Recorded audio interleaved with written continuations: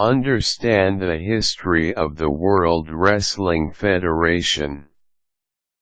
In the late 1980s, wrestling had developed into a tremendously popular entertainment. At the beginning of the wrestling business there was the World Wrestling Federation, WWF. It had rival entities, but none of them came close to the nationwide attention that WWF had achieved. Here's how to understand the history of WWF. WWF was the brainchild of promoter Vince McMahon. It started when Roderick James Jess McMahon decided to enter the wrestling business in 1915. Of course, several divergences and conflicts were encountered by the late Jess in putting up the business. It was not easy promoting wrestling when there was boxing. Jess died in 1976. The company was taken over by his son Vincent K. McMahon in 1983. The late McMahon had previously established the northeastern region as one of the most lively constituents of the National Wrestling Alliance, NWA, by distinguishing that professional wrestling was more about amusement than sport. In the wrestling industry, territory is paramount.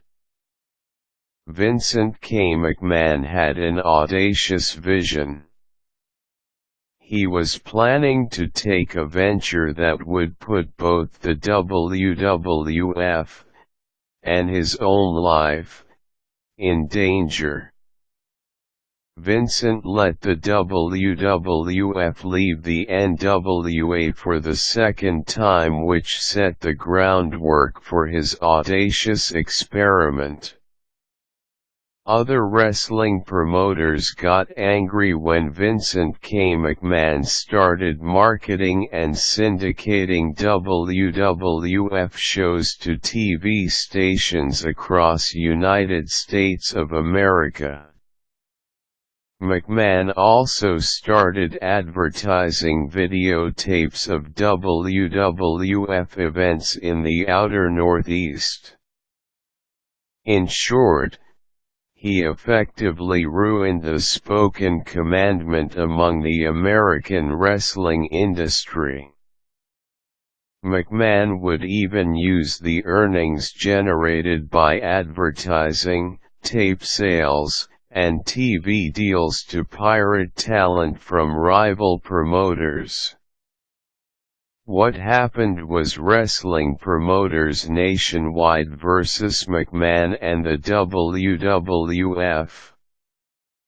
Vincent K. McMahon managed to tour a wrestling federation nationally, which takes an enormous fund investment, and which eventually placed the WWF on the brink of a financial downfall. Then there was WrestleMania, a pay-per-view show that McMahon advertised as being the Super Bowl of professional wrestling.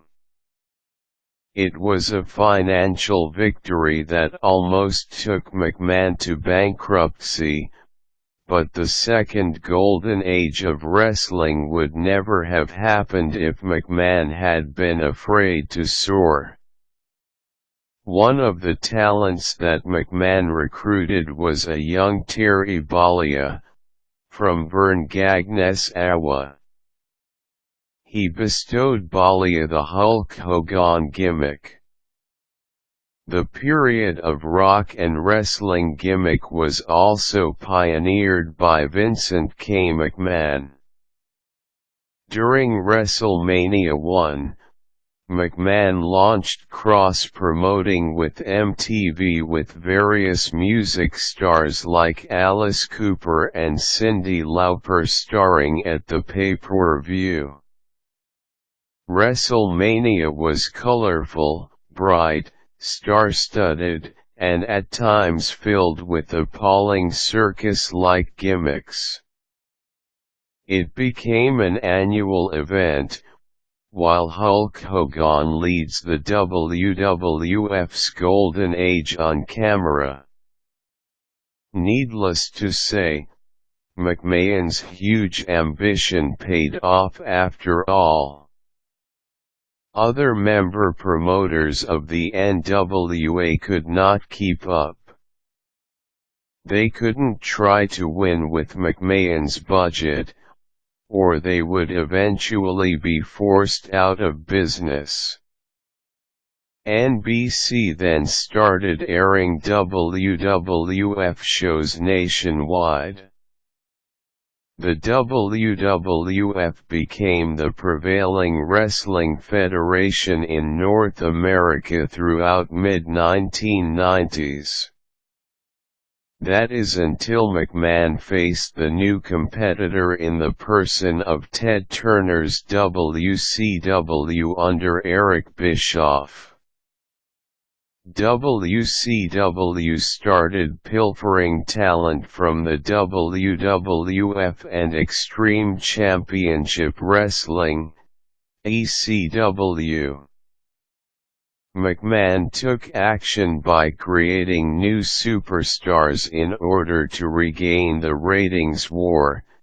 Superstars like Bret Hart, Shawn Michaels, Razor Ramon, Scott Hall, and Diesel, Kevin Nash.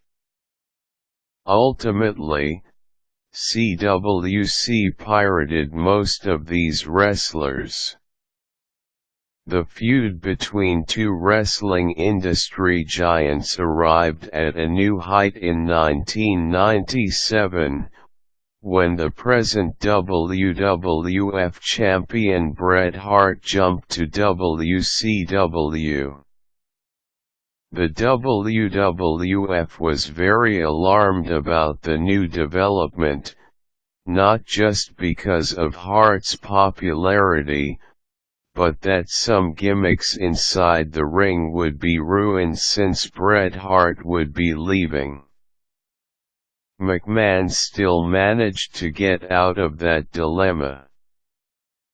WWF then set about introducing new characters again, but this time, they would be more extreme. Wrestlers like The Rock, Mick Foley, Stone Cold Steve Austin, and the D-Generation X stable all started from Extreme Wrestling. McMahon thought that the edgier stars would be enough to triumph to ratings supremacy from WCW. He was correct. The federation changed its name to WWE, or World Wrestling Entertainment, after losing the lawsuit from the World Wildlife Fund, WWF, in 2002.